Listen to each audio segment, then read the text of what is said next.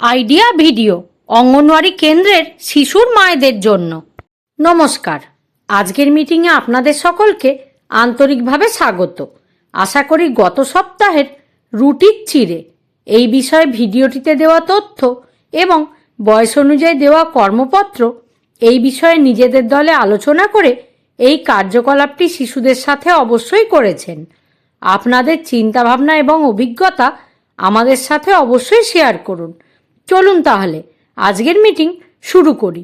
ততক্ষণ পর্যন্ত ভিডিওটি এখানে থামিয়ে দিন। চলুন এবার আগের একটি কার্যকলাপ করি, যার নাম কিছু করে দেখি।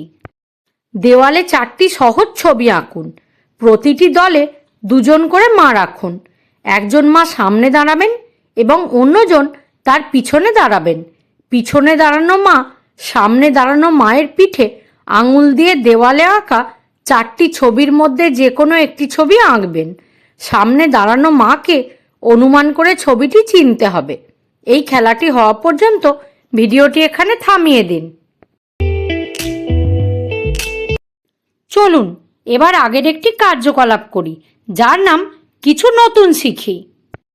প্যাটার্ন চিনতে পারা এবং ক্রম বুঝতে পারা শিশুদের চিন্তা করার ক্ষমতা বৃদ্ধি করে। এই ভিডিওটি শিশুদের পরবর্তী ছবি বা সংখ্যা মজাদার উপায়ে চিনতে সাহায্য করবে। কি সুন্দর একটা তারা! আর এটা হলো একটা 3 কোণা। তারপরে একটা তারা, আর একটা 3 কোণা, তারপরে আবার একটা তারা। তাহলে এবার বলো তো এরপরে কি হবে? দেখো তো ওখানে তারার পরে কি ছিল? 3 কোণা। 3 কোণার পরে তারাটা ছিল, তাই এখানে তারার পরে একটা 3 কোণা বসবে। একদম ঠিক। এবার পরের ধাঁধাটা দেখো। পরের ধাঁধায় কি আছে? এখানে একটা আধখানা চাঁদ আছে, অর্থাৎ অর্ধচন্দ্র। তারপরে একটা চৌকো আছে, আর একটা আধখানা চাঁদ, এবং তারপরে একটা চৌকো, আর একটা আধখানা চাঁদ। তাহলে এর পরেরটা কি হবে? ভাবো ভাবো।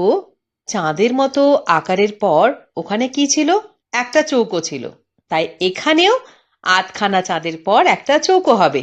একদম ঠিক। এই ভিডিওটি দেখে আপনারা কিভাবে উপকৃত হতে পারেন সকল মায়েরা দলে আলোচনা করুন। চলুন এবার আগের একটি কার্যকলাপ করি, যার নাম বাড়ি গিয়ে শিশুকে করান। বাড়িতে মজাদার খেলা 1। শিশুদের বাস্তব বিশ্বের লেনদেনে জড়িত করুন। তাদের বিভিন্ন জিনিস কিনতে নিজের সাথে বাজারে নিয়ে যান এবং তাদের অর্থের ব্যবহার করতে শেখান। এবং খেলা 2। শিশুদের পরিমাপের কার্যকলাপে যুক্ত করুন।